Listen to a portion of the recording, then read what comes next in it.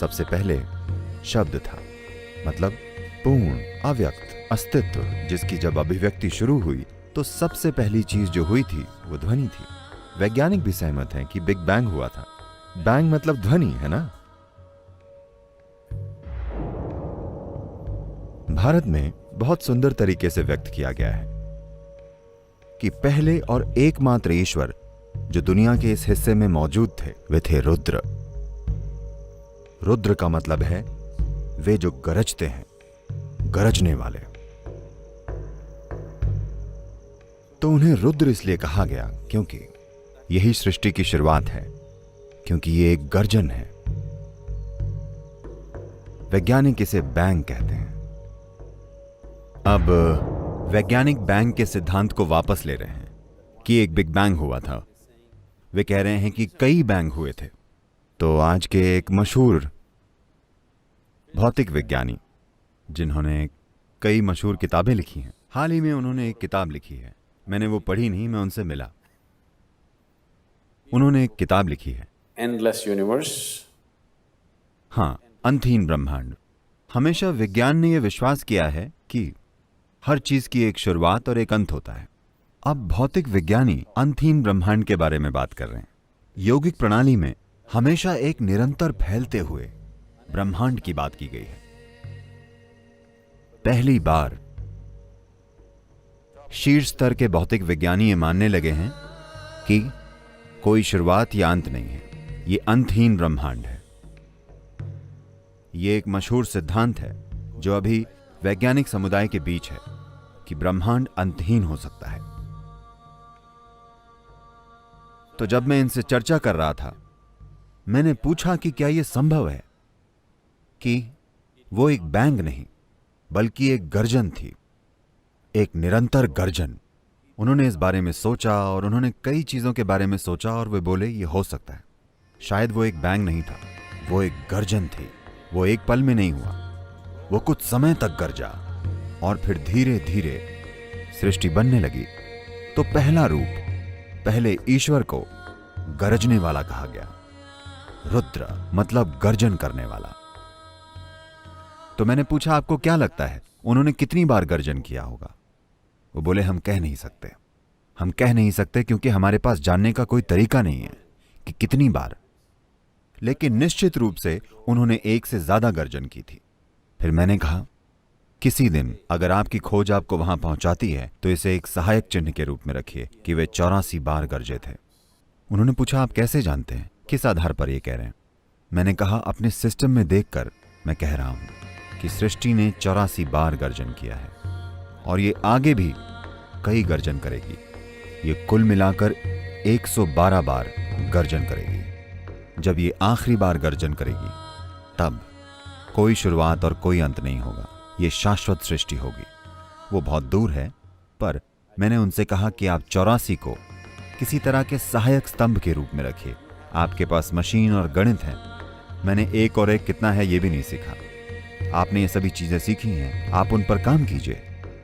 किसी दिन अगर आप एक संख्या तक पहुंचेंगे तो आप इस संख्या तक पहुंचेंगे, ये 84 होगा। ऐसा कैसे हो सकता है? उन्होंने पूछा। मैंने कहा अगर आप आज एक पेड़ काटते हैं तो लोग उसके तने में मौजूद छल्लों या चक्रों को देखकर कहते हैं कि पिछले 1000 सालों में अकाल कब पड़ा था, ज्यादा बारिश कब हुई थी, आग कब लगी थी, सब कुछ, है ना? अगर आप अपने सिस्टम में अपनी जागरूकता का इस्तेमाल करके प्रवेश करते हैं तो इस सृष्टि का पूरा इतिहास इसमें लिखा हुआ है। 84 बार ये सृष्टि गरज चुकी है। हम इस 84वें गर्जन में हैं। 84 गर्जनों के कारण जो हुआ है हम वहां हैं।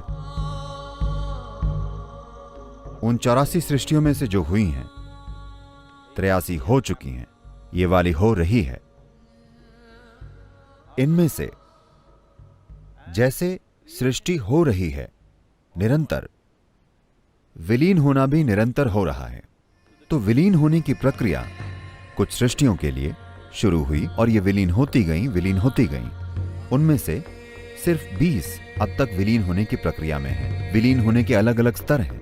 बाकी की पूरी तरह से मिट चुकी हैं, सिवाय इसके कि आप अपनी जागरूकता में उन्हें देख सकते हैं, इस सृष्टि में देख सकते हैं, क्योंकि किसी रूप में इनमें उनका शेष भाग या अनुभव मौजूद है।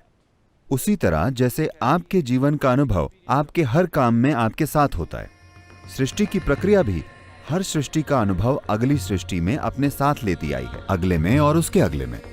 हालांकि वे पूरी तरह से अलग हो सकती हैं। देखिए, आप स्कूल गए और फुटबॉल खेली और ये 25 साल पहले हुआ था। अब अचानक से अब आप 45 साल के हैं और एक चोर आपके घर में घुस गया। जब आपके घर में चोर घुसता है, You are not going yeah like this. You will go like this. आप आ करके ऐसे नहीं करते, आप ऐसे करेंगे। क्योंकि आपका फुटबॉल का खेल अचानक ऐसी चीज जो आप पूरी तरह से भूल चुके हैं, वो कहीं आपके सिस्टम में है, वो बाहर आ जाती है। आप चोर को एक फुटबॉल की गेंद की तरह मारते हैं, न कि कराटे किक या कलरीपट्टू किक या किसी और तरह। तो वो अनुभव, आपने फुटबॉल शायद 1 महीने या 3 महीने के लिए खेली होगी, लेकिन वो अनुभव, उस अनुभव का बचा हुआ हिस्सा आप में अब भी गहरा समाया हुआ है और ये कहीं एक बिल्कुल अलग जगह में व्यक्त होता है। इसी तरह आप हर समय विकसित हो रहे हैं। इसी को हम कर्म कहते हैं। तो ये व्यक्तिगत कर्म है जिसके बारे में हम बात कर रहे हैं, लेकिन एक ब्रह्मांडीय कर्म होता है। सृष्टि का अपना कर्म होता है, क्योंकि सृष्टि खुद एक कर्म है ना? सृष्टि का बनना क्या ये एक काम नहीं है? काम मतलब कर्म, ये कर्म है। उस कर्म का बचा हुआ हिस्सा हमेशा अगले स्तर की सृष्टि तक और फिर अगले स्तर तक पहुंचता है। इस तरह से कुल मिलाकर 84 सृष्टियां हुई हैं या 83 हुई हैं। ये 84वीं हो रही है। इनमें से पुरानी सृष्टियां पूरी तरह से विलीन हो चुकी हैं। उनका अस्तित्व बस अपनी सृष्टियों में मौजूद अनुभव की छाप के रूप में है, पर वे जीवित नहीं हैं।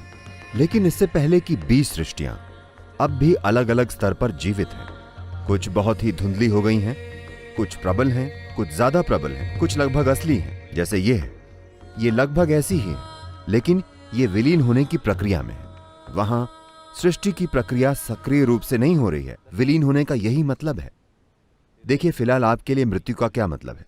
जब आप बच्चे थे, जितनी नई कोशिकाएं आप पैदा कर रहे थे, मान लीजिए 1 साल में आप 100 अरब कोशिकाएं बना रहे थे। जब आप 35 के हो जाते हैं, ये थोड़ा कम हो जाता है। जब आप 45 के होते हैं, ये थोड़ा और कम होता है। 55 की उम्र में और कम होता है, 75 पर और भी कम। एक समय आता है जब आप जो पैदा करते हैं और जो मरता है उसकी संख्या नए से ज्यादा है। इसी तरह से बुढ़ापा आता है। सृष्टि के साथ बिल्कुल यही प्रक्रिया हो रही है।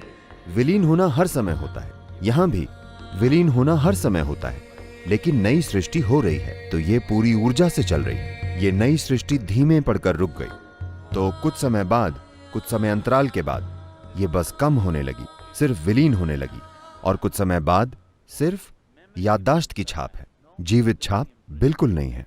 तो इस अर्थ में सिर्फ 21 अब तक किसी रूप में मौजूद हैं। बाकी की बची हुई 63, जी हां 63, पूरी तरह से गायब हो चुकी हैं।